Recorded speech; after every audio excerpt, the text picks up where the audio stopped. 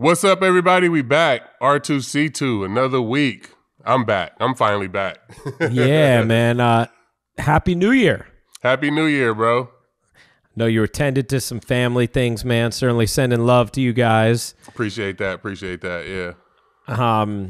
And before that, pulled off the, 36 hours in Vegas?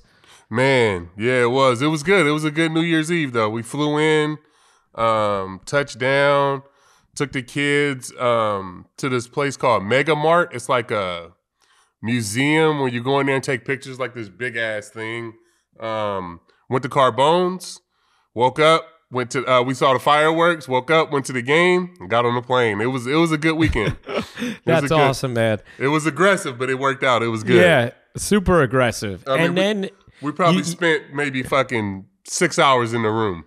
Really? Yeah. That is hilarious, man. Did all the kids enjoy it too? Yeah, the kids loved it. It was Jaden's first time being in Vegas, so it was good. We got a chance to see Bruno Mars. It was a good holiday weekend. What made you guys do it? Like it's a ballsy move to say, you know what? We're going to go for 36 hours and we're going to pack all this in. We're never home on New Year's. Like we just are never home. And this year, Saya she's a big time dancer, and her school, Holy Angels, they're the #1 dance team in the state. So they practice like crazy. So we couldn't leave. We couldn't go anywhere. We usually go to Bahamas, DR or something. So we were like, I was like, man, the Raiders are playing the Niners. I knew it was going to be a lot of people from the Bay out there. And we just decided to do it. So it was good. We left Saya behind. Saya and my mom stayed behind. But, me, Jaden, Amber, Carter, and Lil C, we flew out there 36 hours, and everything everything had to be right on schedule. Yeah. And it was. It worked out perfectly. We got lucky. You pulled it off, man. We got lucky. Well done, C. There's a little interesting baseball news, which we'll get to in a moment, but we wanted to start where all of our attention as sports fans is this weekend, C, and that is the NFL playoffs. Mm-hmm. We get, first of all, wild card weekend is I think even more fun now with the extra playoff team. I love wild card weekend, man. Yeah, it is. It's great. It's so much fun. Because of it, you get, so Saturday, you get the two games, the 4:30 and the 8:15. You get Seattle, San Francisco, and then the Chargers at Jacksonville. Mm-hmm. Then Sunday, you get a full slate. You get like a normal football Sunday because you have 1 o'clock with the Bills hosting the Dolphins. Then you have 4:30 with the Giants at Minnesota. And then you have the final game with Cincinnati hosting Baltimore. And then you get a Monday night game, which is a great game with Dallas at Tampa Bay. So it's just like the added game, see, first of all, because of it, you get an extra day. And then you also get that like full slate on Sunday, which I really like. Yeah, man, it's cool. It's like Sunday's going to be like a Thanksgiving watch. You know what I'm saying? Where you get the early game, you got the game that everybody be paying attention to, which is the 4 o'clock was the Giants and the Vikings, and then you got the late game. So I think that Monday night game is going to be epic, though. I think that's going to be, Dallas and going against Tom Brady and the Bucs. I think that's going to be a lot of fun to watch, and especially with Dallas's struggles here lately. I mean, obviously we know they got the team to contend for a Super Bowl, but you got to go out there and execute. So it's gonna be fun to see how this shit shakes out, especially this weekend. It's gonna be should be interesting. I mean, the Giants have a chance to knock off the Vikings for sure. Oh yeah, and my guy Kirk Cousins. And your guy, Kirk Cousins. Kirk Cousins and Danny Dimes going up against each other. Same guy. Same guy. Two quarterbacks that I believe in. Two quarterbacks. What did Saquon call him? Vanilla Vic. That's his name, Vanilla Vic. Hey, let me tell you something. He looked really good 2 weeks ago, man. He played an outstanding game with them clinching a playoff spot. I love the fact that they sat everybody, too. You know what I mean? Like that's the right way to do it. Is to be able, you're in, sit everybody, and they still played a great game. They played the Eagles tough. Eagles had to play their starters that whole game to be able to get that #1 seed. And the way I look at it too, C, is for this team, especially for the Giants, like your goal, I mean, first of all, I don't even know if people would say the goal was to make the playoffs because I don't think anybody was expecting that, right? But like your goal, or like a goal that maybe even wasn't on the table, was achieved. No reason to mess around with that week 17 with nothing on the table for you. And I'm glad, I agree. I'm glad they rested who they did. This has been a year that has, for me, made me believe in Daniel Jones. And I think the reason is, like, I've seen him make plays. I've seen him win games. I've seen him reduce the mistakes. And I've also seen him do all this without any kind of premier receivers or anything close to it. You know, like, I mean, yes, Saquon Barkley, performed this year. Sterling Shepard went down early. Yeah. And Saquon and he was Barkley, having a good year. He was. Barkley, all-world running back who has played like it, right? But other than that, there's not a receiver there that you'd say is anything, close to a Pro Bowl caliber receiver. Like, what does Daniel Jones look like if he actually gets some top-tier wide receiver targets? So I think it's been a big year for him, and I agree. See, that is maybe the most intriguing. That and the Monday night games, I think, are the biggest, intrigue matchups this weekend. You know what's crazy, too, is that I think the Jags are going to beat the Chargers, bro. I think they could, man. I think they Their are. defense, hosting. Yeah, and I think, and they first of all, they playing it in Jacksonville, and I think, Nick Bosa being hurt, I think is going to obviously help the Jaguars, but I just think that they on a roll. They've been playing good. Defense is good. Trevor Lawrence is doing enough, making enough steps, in the right direction to turn this to, not turn it around. Obviously, they're in the playoffs, but to take the next step to be that elite quarterback. And I think this might be. I think they're gonna win this weekend. Does it shake your confidence at all how not great Lawrence looked in the finale against Tennessee last week? No, because those games are division. Those division games are tough, man. Yeah, you know what I'm saying, and trying to go out and win the AFC South was it was a big game, and obviously he didn't play well, but I think he can turn it around and play well against the Chargers. If Derwin James is not all over the field and playing well, and Nick Bosa's hurt, the Chargers are not that great. You know what I'm saying? They should be a lot better. I think it's the coaching. They have everything to be a great team, but it just seems the culture is not right over there. So that Saturday, do you give Seattle any shot whatsoever in San Francisco? Man, the only reason I say that they might have a shot is because they're in the same division. Yep. And you got a rookie quarterback making his first playoff start. You know what I'm saying? But the Niners are I think they're the best team in the playoffs, bro. I think they are too. Their record's not going to say it. I mean, I know, Philly's been the best team all season, but just the pieces and everything that they have, the Niners are pretty fucking good, bro. And they're physical and fast, and they play fast and play they play to hit you in the mouth. So I like their style of football. I hate saying that because I fucking hate the 49ers, but I love the brand of football that they play, and I think it's going to serve them well in the playoffs. I mean, it is also the most incredible testament to what they have built and what Kyle Shanahan has going there to see this team with 3 different quarterbacks this season and look at them and say, yeah, they're the best team. How many teams could you say they're going to go to their 3rd quarterback of the year and be by far and away, or look like by far and away, the best team in the NFL going into the playoffs? You know what's crazy is that this is the best their offenses look too with the 3rd string quarterback, right? Yeah. This is the best that they've been clicking on offense with Brock Purdy in there. You know what I'm saying? So it's it's almost like trade both of the other guys and let's just rock out with this guy and see what you can get for Trey Lance and Jimmy Garoppolo. It's also what I like about it too, is it's a no excuses type thing, right? They didn't lose their quarterback and say we can't do this. They didn't lose their backup quarterback and say we can't do this. Obviously their backup was someone they've done it with before, but they're built to withstand any individual injury. And in football, you need that. Okay, there are some exceptions, of course. Patrick Mahomes goes down. He's such a unique, singular talent.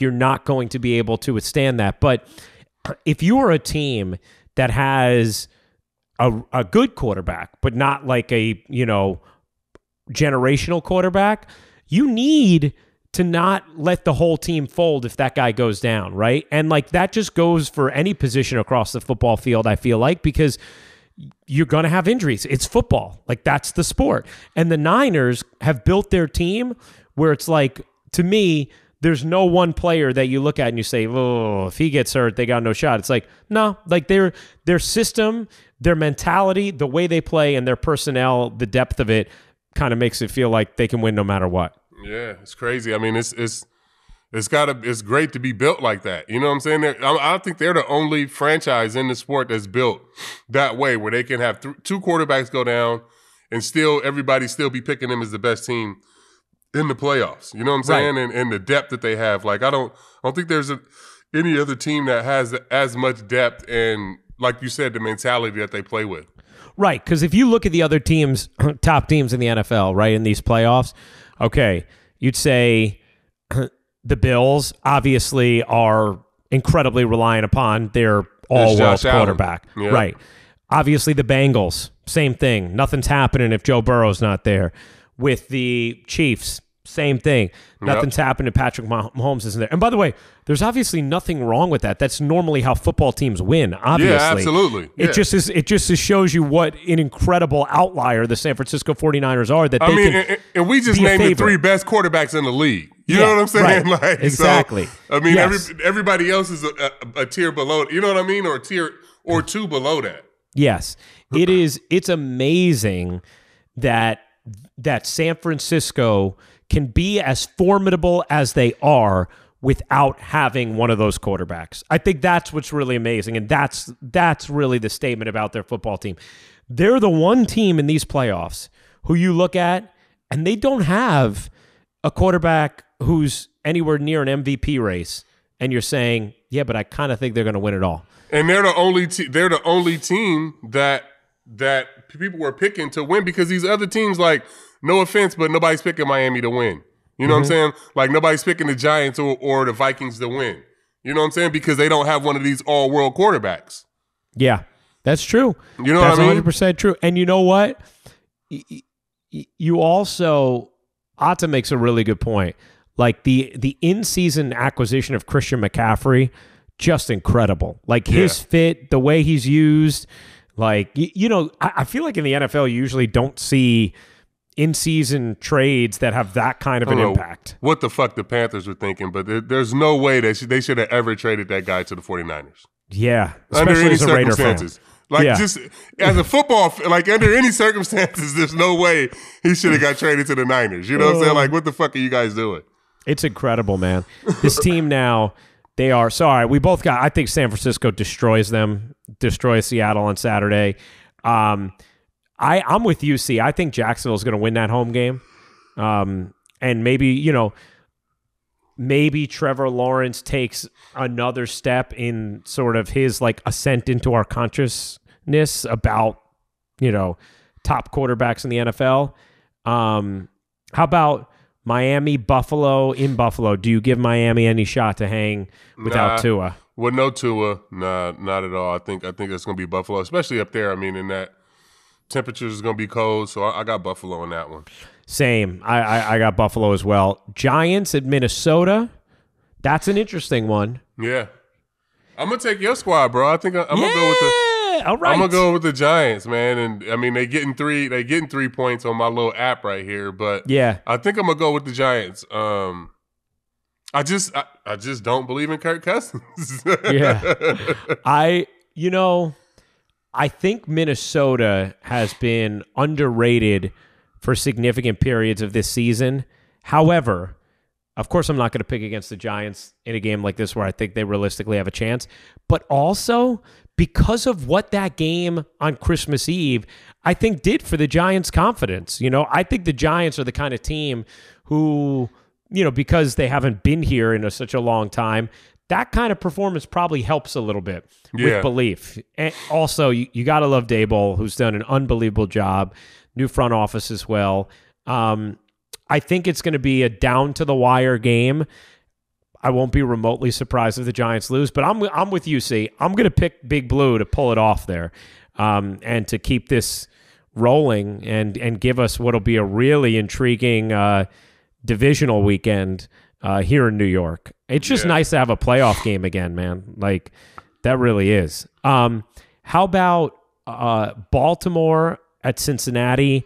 It doesn't look like Lamar Jackson's playing. Do you give Baltimore any chance without him to win at Cincinnati, who's been one of the hotter teams in the NFL? Nah, Cincinnati's been on a roll. I mean, I like if Lamar was playing, I would have picked Baltimore, just because Cincinnati, they've won like 9 in a row. I think it's going to be hard. It's going to be hard for them to keep that up during the playoffs. So I would have picked them if they had a healthy squad, but I think Cincinnati without Lamar, it's just going to be too much for them at home. Also, Cincinnati, which is sort of the opposite of what they used to be, they sort of have this feel of they know how to win when they have to. Oh, yeah. No, that's Joe Burrow, though, guys. Yeah. Like, that switch with him.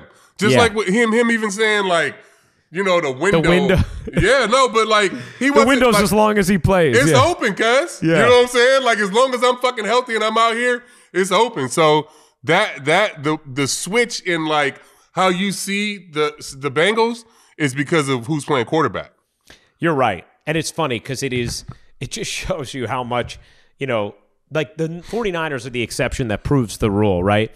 Like what's happening with the Bengals is the rule. Like a quarterback changes everything. And that's what I've been saying. That's what I've been saying for so long. And that's why I've been so frustrated with the Vegas situation and just understanding that guy was never going to take us to the Super Bowl. You know what I'm saying? Like, he may come to the Jets and have a great couple years, but he's never going to win a Super Bowl. And it just kind of is what it is.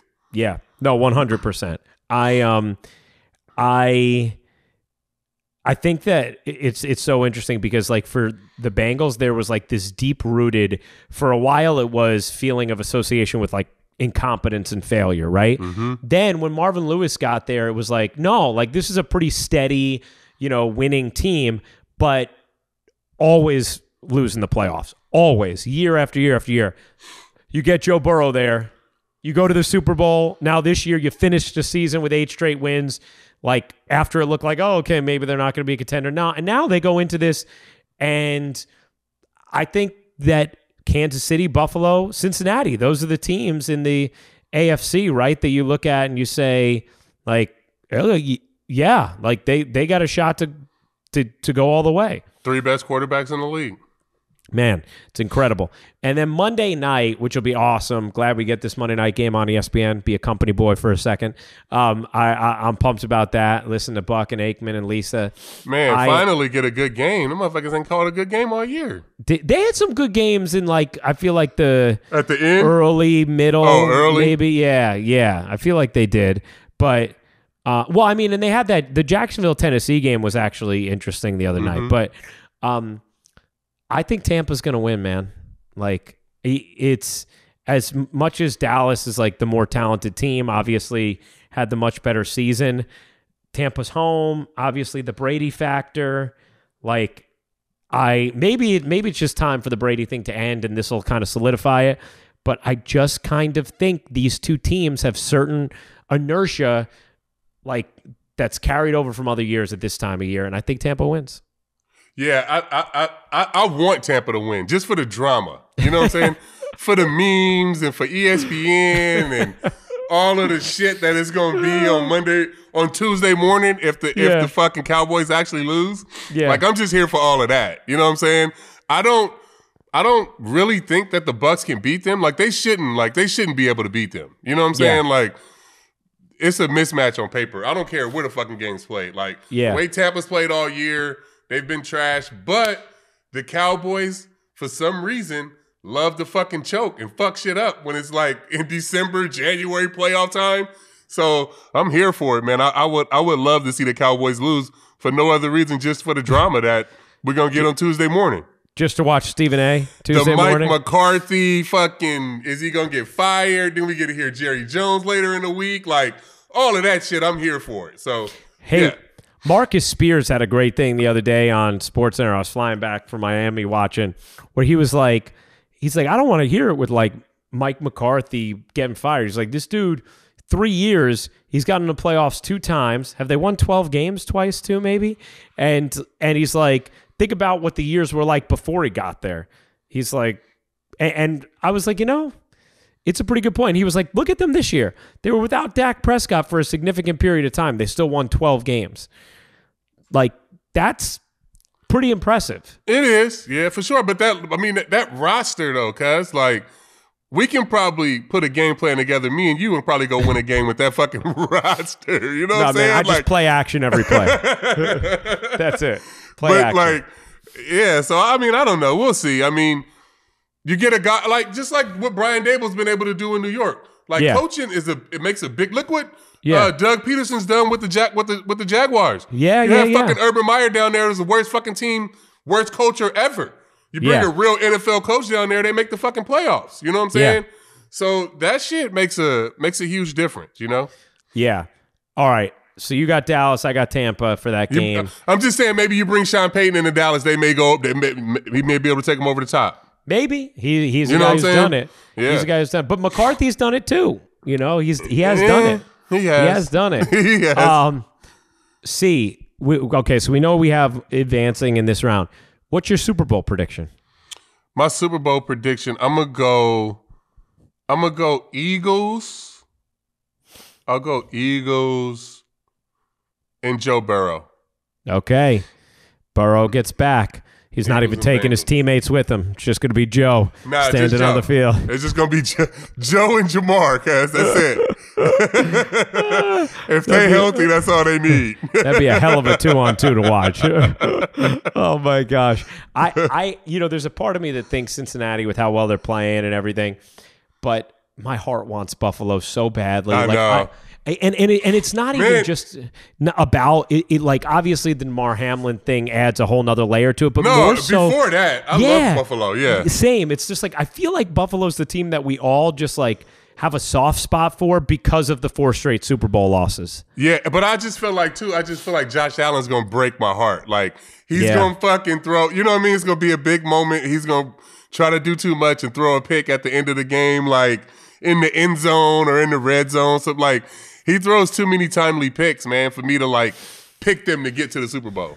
I'm going to pick them. For me to pick them to get past Kansas City or Cincinnati, he makes too many mistakes. If he can play mistake-free football, they got one of the best rosters. I think they got they got a better chance in the AFC than probably anybody, but it's just his play. I'm going to still pick them. I want them so badly to win, and really it's more, if I was going in my head, I'd actually pick Kansas City. But I'm going with my heart. I just want Buffalo to be able to, like, this window they've come so friggin' close. I would love Stephon Diggs to get one, too. Like, I'm a fan of his. Yeah. I think I'm going to go Bills and Niners. And I think it would be just having Buffalo there would be incredible. So those are our Super Bowl predictions. See, they're also a little baseball news that broke this week. Carlos Correa finally has a home. What do you make of the saga and him now landing back in Minnesota on the 6-year, $200 million deal? Man, I think he agreed to like 32 years worth of contracts this offseason. That's right. Like $500 million he agreed to in contracts. I mean, I just think I don't think he personally wanted to go back to Minnesota. I think that was a spot that, he was familiar with. He knew he was going to pass the physical. You know what I'm saying? But I just think that he kind of, just by him being attached to this Astros thing and all of that stuff and being ahead of it, I felt like it kind of struck his market. Because when this thing with the Mets blow up, like, Boris could have easily called the Dodgers, right, and been like, hey, you want Correa on a 6-year deal? Yeah. Like, he could have called the Bronx, like, we need a fucking shortstop. Like, You guys want Correa on a 6-year deal, but the fan bases weren't going for it. So it kind of, like, killed his market where he had to go back to Minnesota. You know what I'm saying? Yeah, especially the Dodger one. The Dodger one's real interesting. Yeah, and that's what I was saying. Just when he was going into free agency, like his market is kind of shrunk when you take the Yankees and the Dodgers out of it. Like you're kind of stuck with whoever's just going to throw you money. And I feel like the Giants that was just a cover-up sign. They didn't get Judge, and we just going to throw this money at Correa because we have it and we need to make a big splash. It's kind of like us signing Ellsbury when we didn't sign Cano that one year. Yeah. You know what I'm saying? Yeah. Like, that would have been like that kind of deal.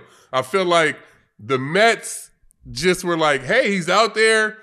We can move him to third base. If we can add an extra guy, like, they didn't absolutely have to have him. You know what I'm saying? Mm-hmm. So there wasn't teams that just were like foaming at the mouth to get this guy because he, like, the Dodgers need a shortstop, but they can't bring him to their market. The Yankees need a shortstop. They can't bring him to their market. So he didn't have a market, cuz. Yeah. You don't think he could have come to the Yankees? Why didn't he then?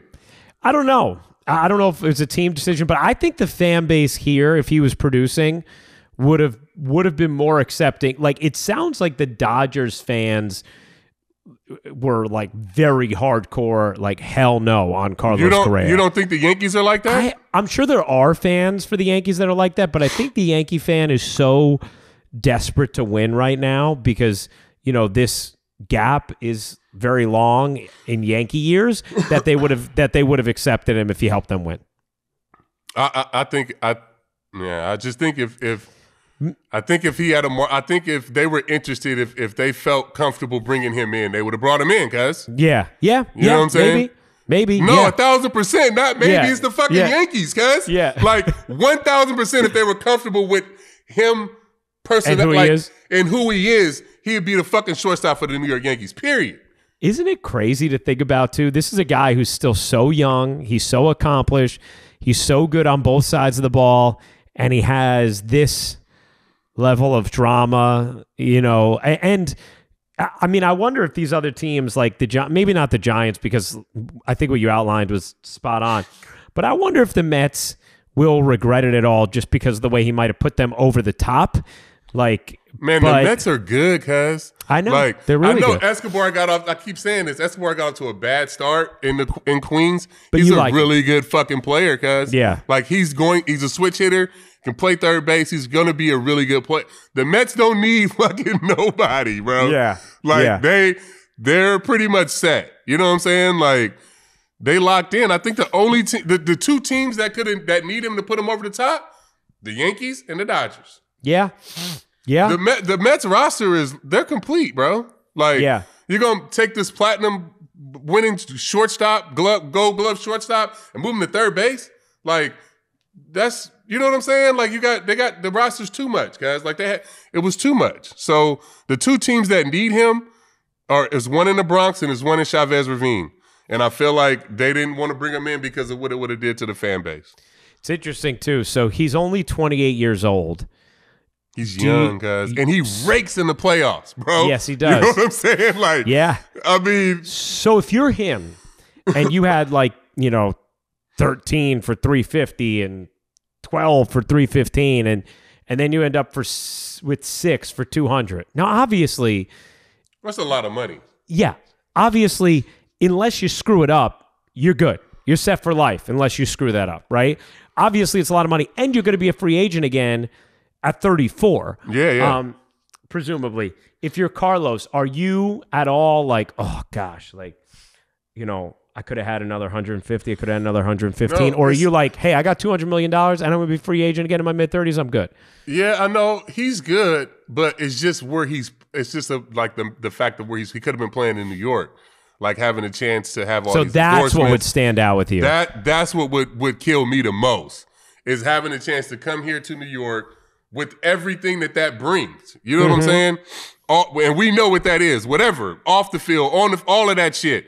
That it comes to, like, I'm about to go to New York and be a part of this, and then, like, nah, I'm gonna rip that away from you. Now you got to go back to Minnesota, cuz, like, you know, not even back to Houston.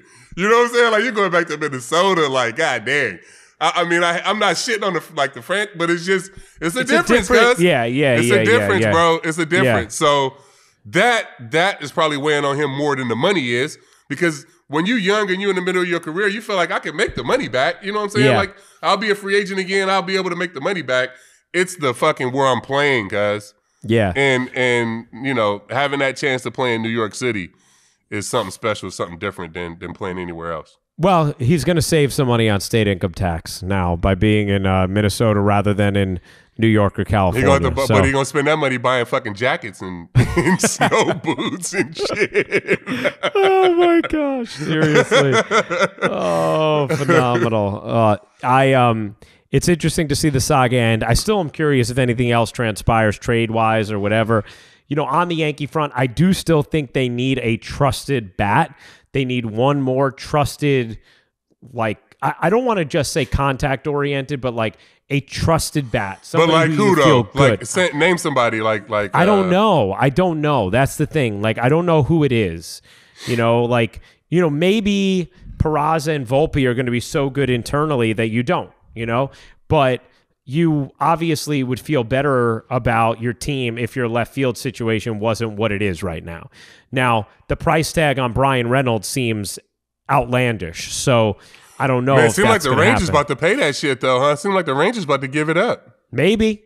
I mean, the Rangers sneaky contender waiting in the wings here with all the moves they've made. It just depends on if the Astros pitching is going to be if they're going to never give up a run. It's ridiculous, cuz. Yeah. You know what I'm saying? And if that kid Brown can come in and step up and be what they think he's going to be, then fucking Rangers ain't got no chance.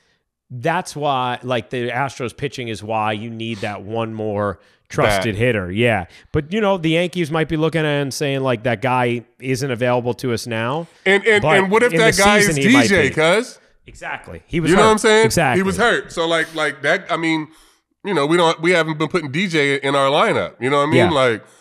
For me, we need a leadoff hitter. Who's going to fucking lead off? I don't want Judge leading off. Well, I want DJ leading off. I like DJ lead off. Or Judge Bader. Too. Yeah, if Bader's going to hit like he did last year, then all right, let's roll. Yeah. But I like DJ leading off. And you're right. It's funny because it doesn't fit the narrative to say not having DJ in the lineup was very significant. But not having DJ in the lineup was very significant. Yeah, not because to say they would have won the series, but just to say that's a big piece. But all we keep talking about is just their lineup needs a contact hitter. We need a contact. Yes. We need a guy that makes contact. And that guy that made contact and makes contact was hurt.